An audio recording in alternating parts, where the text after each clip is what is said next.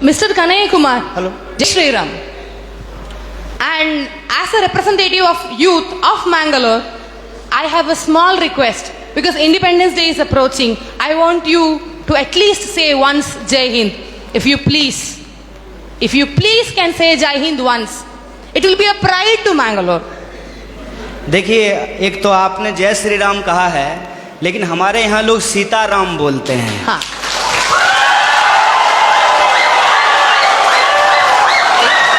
Sitaram.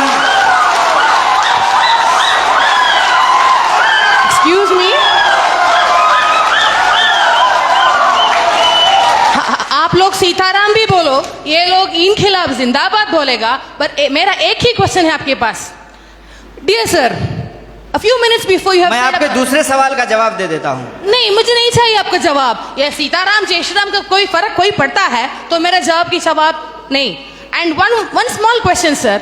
You were saying about emotional politics regarding people thinking emotionally you are strong, so emotionally masses control. Yes, sir, we are emotional people, and we think the reality and emotion for us, we have one mother, we have one father, and what we believe is one, and we need a single, as a representative of a student, being from student background, I say, no leftist, no rightist, no ABVP, or no all so-called parties or polities.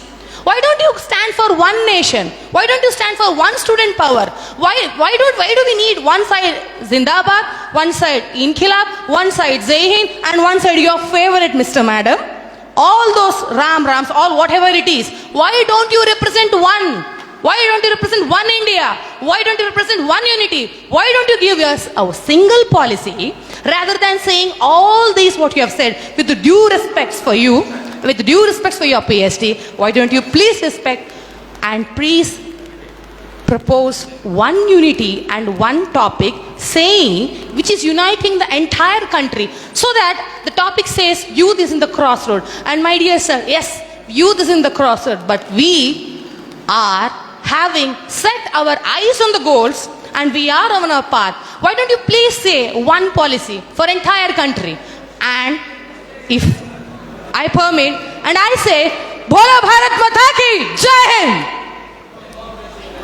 आपका जो सवाल है कि आप एक का समर्थन क्यों नहीं करते हैं, देखिए बात यह है कि मेरी पैदाइश ही दो लोगों के मिलने से हुई है। मेरे माँ बाप की शादी नहीं होती तो हम पैदा नहीं होते। मेरे माँ और बाप दो लोगों की शादी हुई और ऑब्वियसली शादी होने के बाद जो वो किए होंगे उसके चलते हम पैदा हुए हैं, तो उसमें दो लोग मिले हैं। रही बात कि वन नेशन का क्यों नहीं सपोर्ट करते हैं, तो नेशन तो वन ही है, भारत एक है, इसमें कोई डाउट नहीं है। लेकिन इस एक भारत को रिप्रेजेंट करने वाला जो एक संविधान है उसमें 300 से ज़्यादा आर्टिकल हैं, मोर देन 300 आर्टिकल्स हैं उस एक कॉन्स्टिट्यूशन में। और जो आप कह रहे हैं कि वन नेशन, उस वन नेशन को रिप्रेजेंट करने के लिए जो एक पार्लियामेंट है उसमें भी दो सदन हैं, लोकसभा और राज्यसभा, और उसमें से जो चुन करके लोग जाते हैं उसमें भी कोई एक लोग नहीं जाते हैं, उसमें 545 मेंबर्स जाकर के पहुंचते हैं। तो हमारा जो वननेस है वो वननेस एक्चुअली डाइवर्सिटी को रिप्रेजेंट करता है, उसमें डाइवर्सिटी है। और आपने जो सवाल पूछा जय श्री राम, जय श्री राम आप बोलिए, ये आपकी आज़ादी है, आप जय श्री राम बोलिए, जय हनुमान बोलिए, आपको जो बोलना है बोलिए, क्योंकि इस बात को बोलने की इजाज़त हमको हमारा संविधान देता है।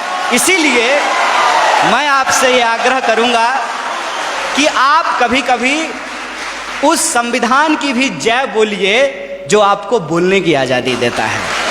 और रही बात मेरी, तो मैं आपको बता दूं, मेरा तो जन्म ही मिथिला में हुआ है। मेरा जो घर है वो घर जिस डिस्ट्रिक्ट से मैं आता हूँ उसका नाम बेगूसराय है, और वो मिथिला में होता है। अगर आप मेरे यहाँ आएंगे तो आपको बड़ी आश्चर्य लगेगी। हमारे गांव में हर साल ये जो अगहन का महीना होता है हिंदी का, उसमें अयोध्या से बारात आती है और लड़के आते हैं बाराती बन करके, और राम लक्ष्मण आते हैं बर बन करके।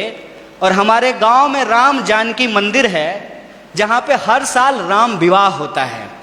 और मैं मजेदार बात आपको बताता हूं, मिथिला के जो लोग होते हैं वो राम जी को गाली देते हैं। पता है क्यों? क्योंकि मिथिला राम जी का ससुराल है और इस लिहाज से वो राम जी को मजाक करते हैं। हमारी संस्कृति में जब शादी ब्याह होता है तो जो बारात आती है तो बारातियों को सारातियों के द्वारा गालियां सुनाई जाती है, उनको गालियां दिया जाता है।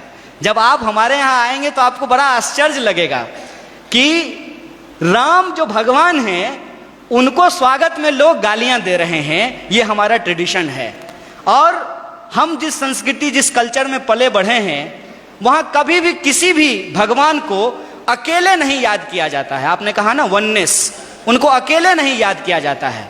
हमेशा राम को सीता के साथ और राधा को कृष्ण के साथ याद किया जाता है। ये हमारी परंपरा रही है। ये बड़ी आश्चर्य की बात है कि आप यूथ हैं और जो है मैं तो पीएचडी कर लिया और मैं उम्मीद करता हूं कि आप भी पीएचडी कर पाएं। अगर आप पीएचडी करें तो मेरा आपसे ये आग्रह होगा कि आप इस देश में जितने रामायण लिखे गए हैं कम से कम उन रामायणों पे ही आप पीएचडी कर लीजिए। और मैं आपको बताता हूं कि हिंदुस्तान में कम से कम 300 से ज्यादा रामायण लिखे गए हैं, मोर देन 300। और मैं एक बार हिमाचल गया था। हिमाचल में त्रिलोकनाथ की मंदिर है। मैं आपको कहता हूं इस देश को घूमिए। यह देश इतना शानदार है कि आप इसकी कल्पना नहीं कर सकते हैं। और आपको कई बार अपने आप को छोटा और तुच्छ महसूस होगा कि हम कितना तुच्छ हैं इस देश के सामने। जब आप त्रिलोकनाथ मंदिर जाएंगे तो त्रिलोकनाथ मंदिर में भगवान बुद्ध की मूर्ति है और भगवान बुद्ध की मूर्ति के ऊपर भगवान शिव का मूर्ति बनाया गया है, सर के ऊपर बनाया गया है। और उस मंदिर में पहले हिंदू साधु आते हैं जो प्रार्थना करते हैं, उसके बाद बुद्धिस्ट मोंक आते हैं जो वहां जाकर के परिक्रमा करते हैं। यह हिंदुस्तान की खासियत है। यह हिंदुस्तान की खासियत है कि वहां जो लाहौल, मैं उस जिले की बात कर रहा हूं और मैं फैक्चुअली अगर गलत होऊंगा तो आप मुझे करेक्ट कीजिएगा। लाहौल जिले में जहां यह मंदिर है वहां की जो भाषा है लाहौली, वहां का जो रामायण है जो लाहौली भाषा में लिखी गई है, उस रामायण में सीता का अपहरण रावण नहीं करते हैं, बल्कि रावण सीता के पिताजी हैं। उस रामायण के हिसाब से सीता एक्चुअली रावण की बेटी है लाहौली रामायण के हिसाब से, और राम ने प्रेम विवाह करके सीता से शादी कर ली, इसलिए रावण और राम का युद्ध होता है। ये हिंदुस्तान की खासियत है। देखिए, आई डोंट नो कि आपको किसने और क्यों दिमाग में इन चीजों को डाला है, लेकिन मैं आपको कहता हूं कि इस देश में जो लोग पैदा हुए हैं उनके लिए इससे ज्यादा गौरव की बात नहीं हो सकती है। अगर आप हिमाचल जाएंगे तो आपको महसूस होगा कि आप स्विट्जरलैंड में हैं, और अगर आप मैंगलोर और गोवा के बीच पे सोएंगे तो आपको लगेगा जैसे मियामी के बीच पे लेटे हुए हैं। अगर आप इस देश के मैदानों में घूमेंगे तो आपको लगेगा कि ये अमेरिका के उस ग्रीन मैदान से भी ज़्यादा बड़ा मैदान है। अगर आप दक्षिण के पठारों में घूमेंगे तो इसकी अपनी एक खास बात है। अगर आप छोटा नागपुर के पठारों में घूमेंगे तो वह खनिज संसाधनों से भरा हुआ है। मैं आपसे यही कहना चाहता हूँ, आपका देश आपका है, जैसे आपकी माँ आपकी है, और आप अपनी माँ से यदि प्यार करते हैं तो ये आपका निजी मामला है। लेकिन जब आप रोड पे चल रहे हो, कोई आए कोई भी रंग का झंडा लेकर के और कोई भी नारा लगा करके, चाहे वो इनकलाब जिंदाबाद बोले या जय श्री राम बोले, वो नारा लगा करके, वो झंडा दिखा करके आपसे कहे कि तुम अपनी माँ से प्यार करते हो, जरा करके दिखाओ, तो आपका क्या जवाब होगा? यह देश हमारा है, इस देश से हम प्यार करते हैं, और हमारे लिए इस बात को याद कीजिएगा, हमारे